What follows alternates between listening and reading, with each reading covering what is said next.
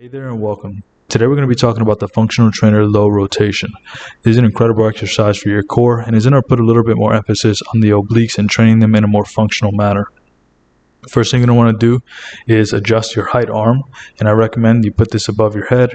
I'm just showing you how to move it, and then when it comes to the rotation arm, I will put that at a 1. That way you're inside the machine as much as possible and not like in the middle of the gym floor. Then choose the appropriate weight. Make sure you can do 20 repetitions comfortably, and then slowly start to increase the weight every other week or month. Once you do that, make sure you're facing the direction that you want to be training with the arm. Make sure that you're taking a nice wide stance with your feet, not excessively wide, a little bit wider than shoulder width, and make sure that as you're rotating, you're going in a downward fashion when you're bringing the weight to the end of the range of motion. But before we continue, here's a word from today's video sponsor. I'm today's video sponsor, and if you'd like help losing fat or gaining muscle, there are a few ways I can help you down below. Either set up a free consultation with us, purchase through one of our free affiliate links, or purchase one of our instant access affordable training programs. Can't wait to be of service to you. Now let's get back to the rest of the video.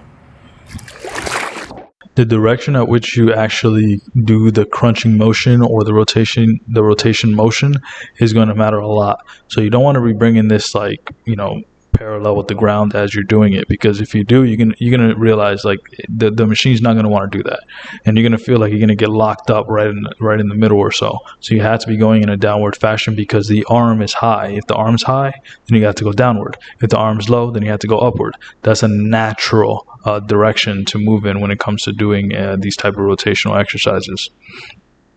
Another key thing I want you guys to think about is making sure that you're bending that back knee just a bit and you're rotating that foot. So you don't want your feet to be staying straight the whole time, because if they do, it's going to be very uncomfortable on your ankle and knee. So notice my back foot is rotating just ever so slightly. I'm on my toes on that back foot, or the foot that's closest to the machine, if you want to think of it that way.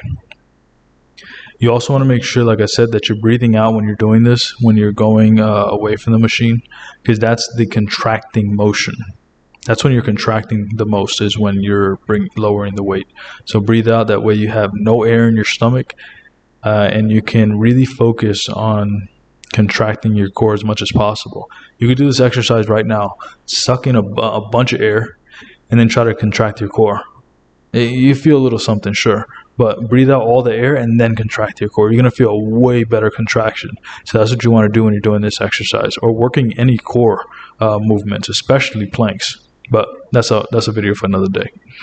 Now, what I want you guys to really think about doing too is rotating your head and chest with the movement. You don't want to keep your head moving in one direction like this. It looks too robotic, and that's not. You're not going to feel anything doing this, except maybe in your shoulders a little. So you want to make sure that you're rotating with it. Also, like I said, you want to be going in a downward fashion. You don't want to be going straight across. This is super uncomfortable, as you can tell by me hitting my face with the cable.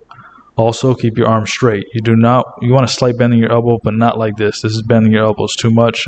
Also, you want to make sure that you're not rotating your neck aggressively like this.